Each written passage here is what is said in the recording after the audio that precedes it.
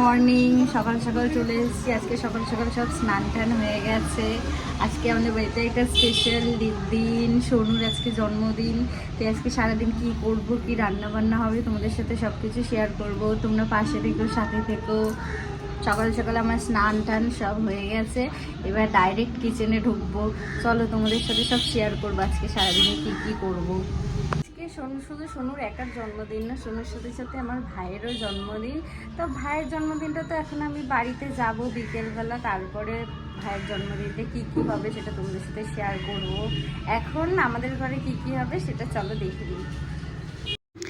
তো আজকে আমাদের বার্থডে ঠিকই, কিন্তু বেশি কিছু হবে না, হালকা পাতলা রান্না হবে। আজকে আমাদের রেসিপি 5 রকমের ভাজা, ডাল, মাছ আর মাটন এইসব হবে। তোমাদের দেখিয়ে দেবো যে কী কী রান্না হয়েছে। আমি আর মা দুজন এইভাবে হাসি মজা করেই আমাদের রান্না কাটে, সারা দিনটা কেটে যায় মজার মধ্যে দিয়ে। দুজন মিলে মিলেমিশে কাজ করলে আর কত টাইম লাগে কাজ করতে। এইভাবেই আমাদের সময় কেটে যায় সারাদিন, গল্প করে হাসি মজা আর কি মধ্যে দিয়ে দুজনের দিন কাটে।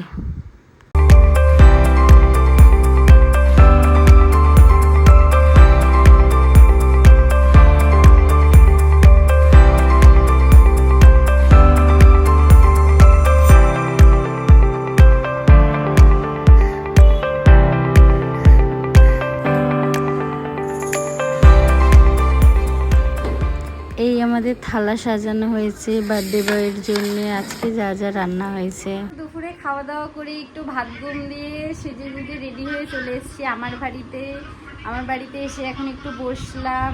এরপরে ভাই আসবে, ভাইয়ের জন্য কেক এনেছি, কেক কাটা হবে, সেগুলো সব তোমাদের। এবার আমাদের কেক কাটিংয়ের টাইম। আজকে কেক কাটতে একটু দেরি হয়ে গেল, কারণ বাবা একটা জায়গায় গেছিলো, তাই একটু দেরি হলো। তো এইভাবে আমি আজকে আমার ব্লগটা শেষ করলাম। তোমরা সবাই ভালো থেকো, আবার দেখা হবে।